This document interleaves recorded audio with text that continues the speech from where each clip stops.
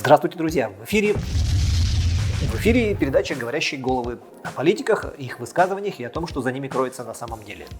Что? Вы про вот это? Ну, это так, банальность. Вообще ничего особенного. Дежурные вещи. У нас такое часто бывает. Ну вот, опять. Так банально. Прости меня, грешного. Держи.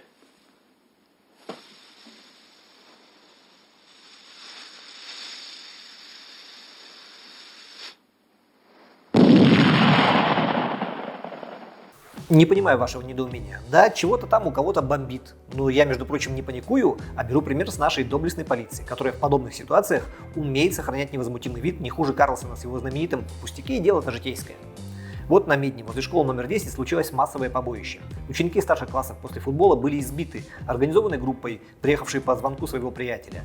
Нападавшие были вооружены дубинками и битой, а одного из пострадавших пырнули дважды не то шилом, не то заточкой. 2 проникающих ранения. Парень госпитализирован в стабильно тяжелом положении. И как, по-вашему, вот на подобное должна реагировать столичная полиция? А вот так, спокойно.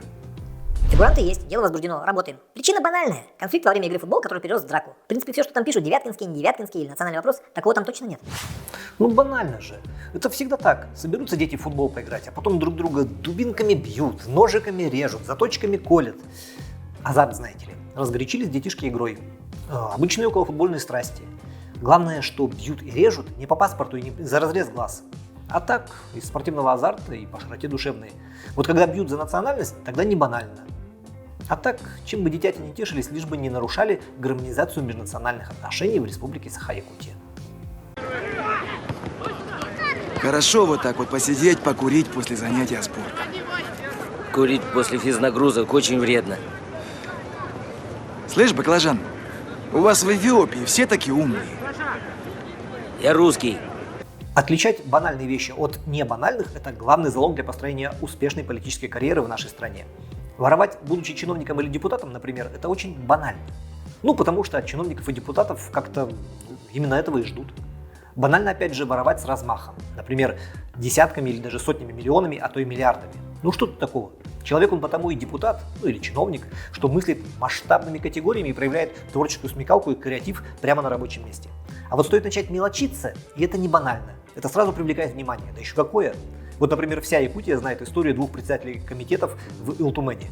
Мужики отвечали за принятие бюджета под 200 миллиардов рублей, бюджета республики, а погорели на взятки в 900 тысяч на двоих. Не банально. Ремонт тоже типовой. Сколько примерно будет стоить? Сколько? Господи, да сколько? Пресловутых председателей зовут Дмитрий Савин, это комитет по силовой и аграрной политике, и Александр Уаров, контрольный комитет Илтумен, то бишь комитет, который должен контролировать исполнительную власть на предмет честного обращения с бюджетом. И это вот опять ужасно банально. Ну подумаешь, попался на взятки за счет бюджета человек, который должен был ловить других. Банальщина. У нас в стране кто самые крупные воры, в квартирах которых изымают награбленное просто миллиардами? Правильно, те, кто должны бороться с ворами и грабителями. Например, полковник МВД Дмитрий Захарченко, у которого изъяли 9 миллиардов рублей. Или полковник ФСБ Чекалин, у которого с подельниками изъяли уже 12 миллиардов рублей. Поэтому нет ничего удивительного в том, что председатель Якутского контрольного комитета мог возжелать себе немножечко денег в личную собственность. Это банально. Не банально, только маленькая сумма взятки. 900 тысяч рублей на двоих. Ну елки-палки, ну смешно. Александр Уаров получил взятку в размере 400 тысяч рублей, а Дмитрий Савин в размере 500 тысяч рублей для увеличения бюджетного финансирования частной компании в период с 1 октября 2013 года по 30 декабря 2014 года. Оба слуги народа были арестованы еще в 2018 году, и с тех пор в Якутии произошло столько перемен. Уже и парламент переизбрали, и глава у Якутии появился новый, и мэр у Якутска новый. А дело все тянется и тянется. Скандал-то за это время немного поутих, и поэтому другие депутаты вновь избранного парламента, хотя половина из них вполне себе старые, они просто переизбрались, сейчас активно заступаются за своих преследуемых коллег. Они даже написали письмо, соответствующее в суд в защиту обвиняемых.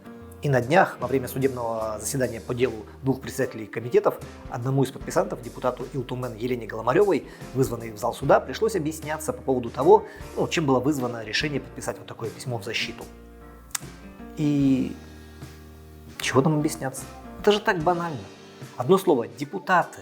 Это из-за какого-то закона они могут там поспорить, поругаться и голосовать по-разному. А вот когда дело касается коллективного общего мундира и пятен на нем, то тут все как у мушкетеров. Королева в беде. Один за всех! И все за мной. А вот что не банально.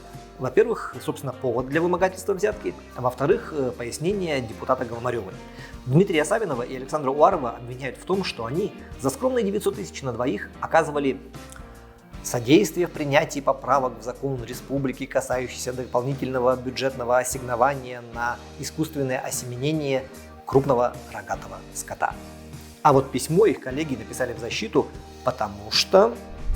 С 90-х годов не делалось финансовых вливаний в племенное хозяйство. Нам жаловались избиратели, что отсутствие быков стало большой проблемой в улусах. Возникла необходимость инициировать выделение средств на племенную работу. Понимаете, да? Два председателя так рвались обеспечить улусы республики отборным бычьим семенем, что практически не попросили денег за свои услуги. Ну, тьфу же, а не сумма. Она настолько незначительна, что их коллеги из уже нового созыва парламента даже за взятку-то ее не посчитали.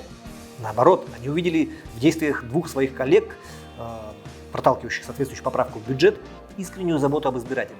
Потому что, ну вы же слышали, в улусах без быков никак, избиратели просят. И здесь есть повод для гордости. Потому что не банально объяснять причины для банальных поступков – это высокое искусство. Рассказывай. Я выпил коньяк. Зачем? Хотел отпраздновать свой день рождения. Что ты гонишь? У тебя под документом день рождения полгода назад было. Я тогда не праздновал.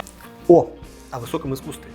Это словосочетание в обозримом будущем будет очень знакомо каждому якутянину. Оно и не мудрено, ведь компания с почти одноименным названием «Высокое искусство строительства», или иначе сокращенно ВИС, принадлежащий олигарху, прошу прощения, крупному бизнесмену Игорю Снегурову, обосновалась в нашей республике и при ее бюджете надолго.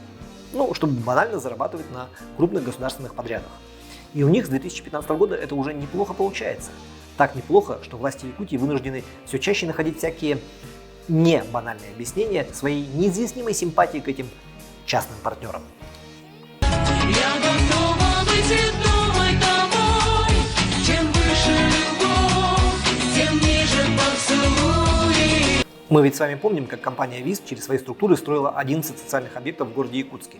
Они стоили изначально 7,5 миллиардов рублей, а обойдутся нам в итоге в 15 миллиардов.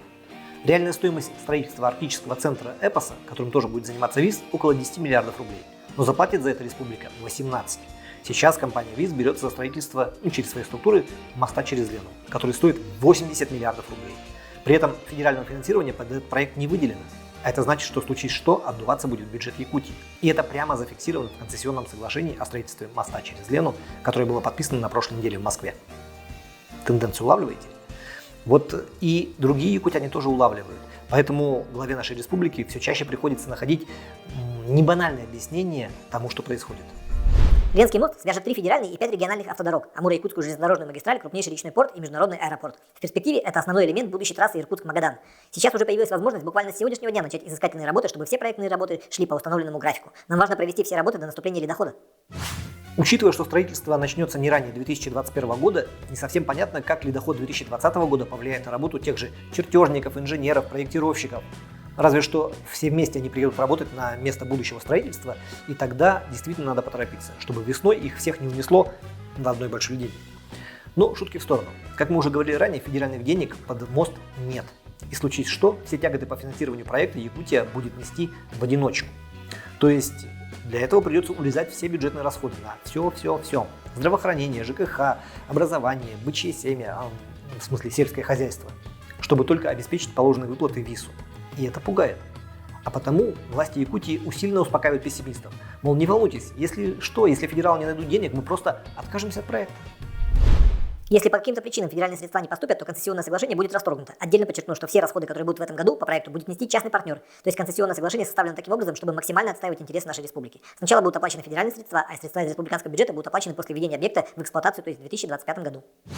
Звучит вроде убедительно, но в пункте 3.28 концессионного соглашения прописано, что отсутствие федерального финансирования не является основанием для прекращения финансовых обязательств республики перед ее частным партнером.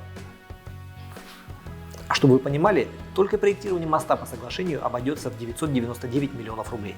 То есть если Москва денег не выделит и Якутия действительно свернет процесс с мостом, ВИС все равно заработает миллиард рублей, не выкопав даже ямку на месте строительства. Вот это высокое искусство. Высокое искусство зарабатывать. И ведь не банально. Хотя почему? Банально.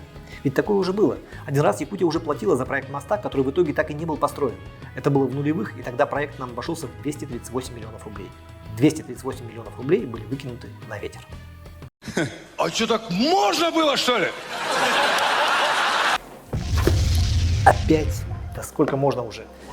Друзья, нет сил вести этот банальный выпуск, поэтому я с вами прощаюсь. Это были «Говорящие головы», меня зовут Виталий Обедин, и если ничего не банального не случится, то увидимся на следующей...